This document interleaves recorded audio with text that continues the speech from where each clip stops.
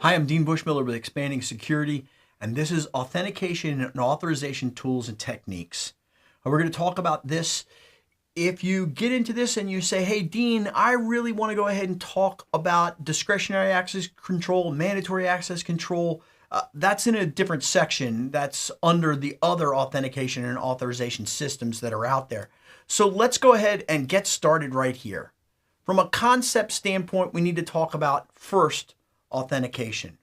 Now, that breaks down into knowledge, ownership, and characteristics. When we talk about knowledge, that's passwords. When we talk about ownership, that's like these little tools right here, these tokens that we have. When we talk about characteristics, that's a fingerprint identification, and that's like Face ID that we're talking about there. So let's dig into the details of knowledge when it comes to passwords. Passwords versus passphrases. Well, the reality is that for most passphrases and most passwords that are out there, it's just a question of how much longer they actually are. Complexity rules and all those things that fit over top of that really don't count for this. Now, there are passphrases most of the time that are static, but there are some passphrases that are dynamic. They're very rare systems. The other thing that we can do for knowledge is when we enroll in a system, we can give a lot of details away about our personal history, like what school we went to, what was our first dog, what was our first car, who was our first mate that we had, what was my mother's maiden name. Those kind of personal history things that are out there then help us later on in the process of resetting our passwords. Lastly on the list is pictured passwords. Now, don't confuse this with CAPTCHA, okay, where you go in and you pick the pictures off, those kinds of things. In picture passwords, we actually, at enrollment time, we look at a series of pictures, and usually they're side-by-side pictures that look really similar. And what we do is we say, okay, I like that picture better. And let's say it's a picture of an apple and a picture of an apple that is a stylized picture of an apple. And we pick on the stylized version of that in the enrollment process. And then what happens is we do that, say, 10 or 20 times. Then what happens is later on when we go to authenticate, it says, which one of these is the apple that you liked? You will, by the way, remember the apple that you liked and that you chose. But you don't have to do it perfectly because you've done this over 20 or 30 pictures, so they can go ahead and show you two pictures side by side, and you can pick which ones you like out of there, and you could get a couple of them wrong. So you could set a threshold there for knowledge. By ownership, completely different. If we take a look at my desk right here, you can see that I have a bunch of different devices on my desk at this point. Usually when we talk about ownership, we're talking about some sort of token tool. Now, this display is kind of dead at this point. In order to make this one work, I have to press that button, and you'll barely be able to see that it kind of lights up and actually gives me a set of digits inside of there. So that's by ownership. And in that case, for ownership, sometimes we call these one-time passwords. These can be done asynchronously if we want to. If we register the device, that's a challenge response. It could be synchronous, where we also have to do this in a certain period of time. That's a lot of these tokens right here. You'll also see that in a lot of authentication mechanisms that you can do on your phone today. Google's Authenticator is the big one that's out there. Now, we could go back to what are called memory cards. We don't see these that often today. These memory cards store some credentials on them, and they are revealed in a lot of cases. We tend to go over towards smart cards today, and that can either be contact or contactless, but remember, those smart cards do a certain amount of processing.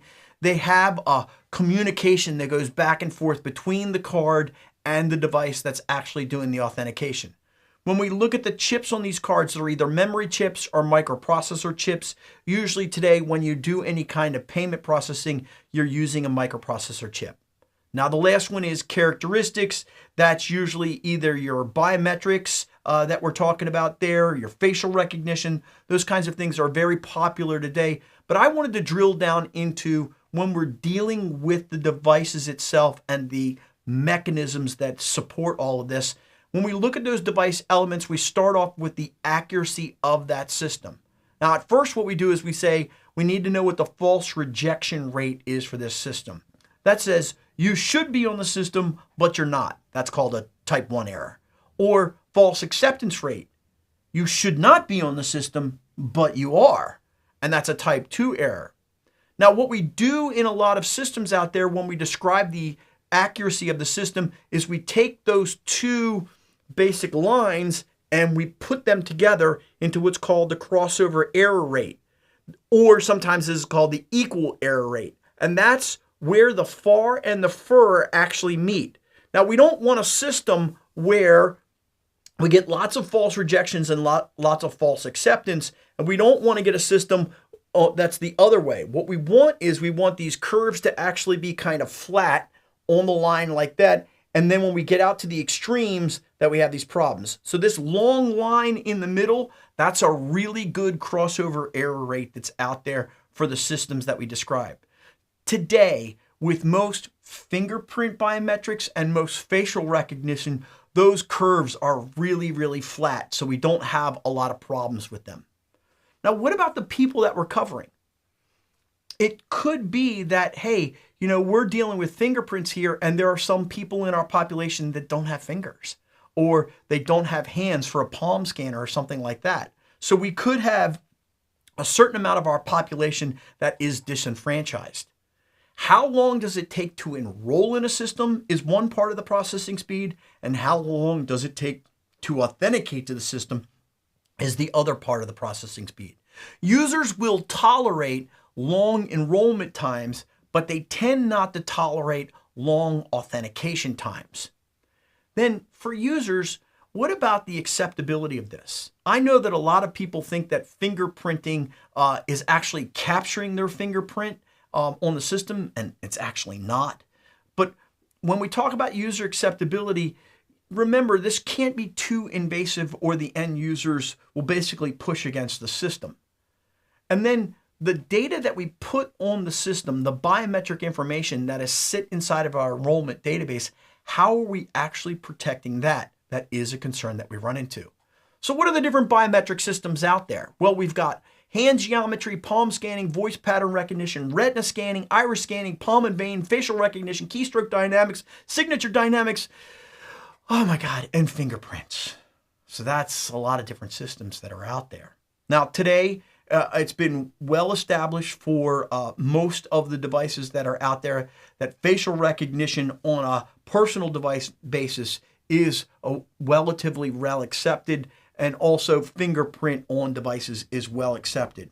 Where it feels a little intrusive is when we're doing this at a CCTV level, where people are walking down the street and we're doing facial recognition as they're walking down the street. That feels a little invasive for certain organizations and also for the population at large. What about authorization? Now, we're talking about permissions here, but we really need to talk about the problem that we run into with authorization, which is permissions creep. Today, I need this set of permissions to do this job. And tomorrow, hey, can you give me that set of permissions because I'm doing this job over here? And I need those set of permissions because I'm doing that tomorrow. And next week, I'm on this project over here. And so what you do is you give me all these different permissions and you forget to take away these permissions because I don't need them anymore.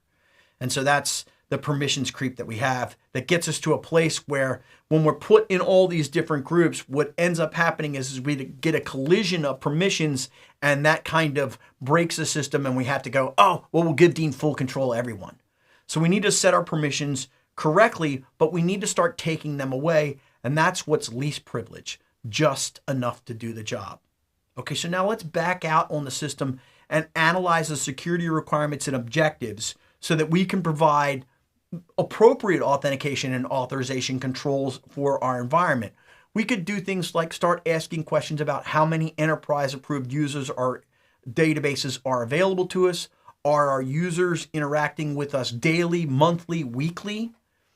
When we work with identity providers, do we allow social networks to do our authentication, or do we do something like public key infrastructure?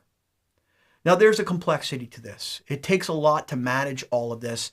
We have to look at the identities, the authentication, the access rights, and how we interact with like software as a service today for federation. How do we integrate with other access databases that are out there?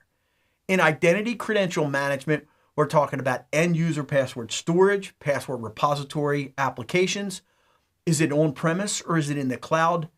And how are we managing those privileges for privileged entities that are out there for those administrators that need access to the system, or people on Unix machines that need root?